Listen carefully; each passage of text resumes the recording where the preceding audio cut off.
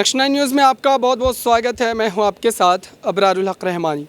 महाराष्ट्र की सियासत में मंत्रिमंडल विस्तार के बाद से ही लगातार बागी विधायकों का गुस्सा जो है वो देवेंद्र फडणवीस पर फूटा। उसके बाद आप देखिए कि जिस तरीके से देवेंद्र फडणवीस ने उन तमाम बागी विधायकों को लेकर के जो बयानबाजी की है, उससे कहीं ना कहीं एकनाथ शिंदे और देवेंद्र फडणवीस के बीच जो दूरी है वो बढ़ सकती है। ये बात मैं इसलिए कह रहा हूँ कि दरअसल जिस तरीके से तमाम फैसलों को लेकर के एकनाथ शिंदे और देवेंद्र फडणवीस में तलखी देखने को मिल रही है, इस वक्त ये बात उस ओर इशारा कर रही है कि दरअसल इस गठबंधन का जो वजूद है ज़्यादा दिनों तक नहीं टिक सकता।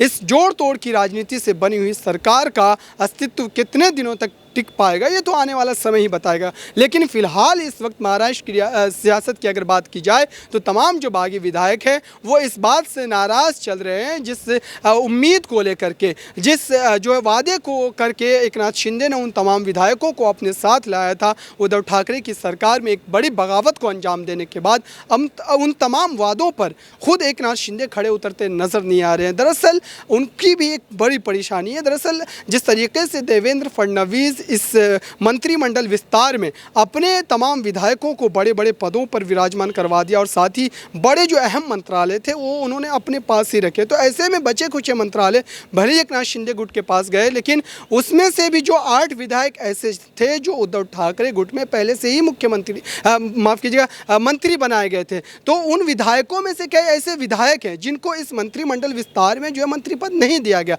तो जाहिर सी बात है उनकी नाराज़गी खुल करके सामने आएगी और ऐसे में उनका जो गुस्सा है वो देवेंद्र फडणवीस पर फूट रहा है। दरअसल देवेंद्र फडणवीस पर लगातार आरोप लगाए जा रहे हैं उन तमाम बागी विधायकों के द्वारा कि उन्होंने ही उनके मंत्री बनने के रास्ते में एक बड़ा रोड़ा अटकाया, लेकिन इस बात पर अब तक खुद ना तो देवेंद्र फडणवीस ने कोई बात कही या नहीं उनका कोई आधिकारिक बयान आया। साथ ही अगर एकनाथ शिंदे की बात की जाए, यहाँ पर उनके पक्ष की बात की जाए, तो उन्होंने अब तक उन बागी विधायकों के समर्थन में ना कोई बयान जारी किया और न ही देवेंद्र फडणवीस के खिलाफ कुछ बोला है। तो ऐसे में कहीं ना कहीं वो तमाम जो बागी विधायक है अपने आप को ठगा हुआ महसूस कर रहे हैं और हो सकता है कि आने वाले समय में उनकी वापसी शिवसेना की तरफ भी देखने को मिल सकती है। फिलहाल इस खास रिपोर्ट में इतना ही। देखते रहिए ताज़ा तरीन खबरों के लिए नेक्स्ट 9 न्यूज़ को।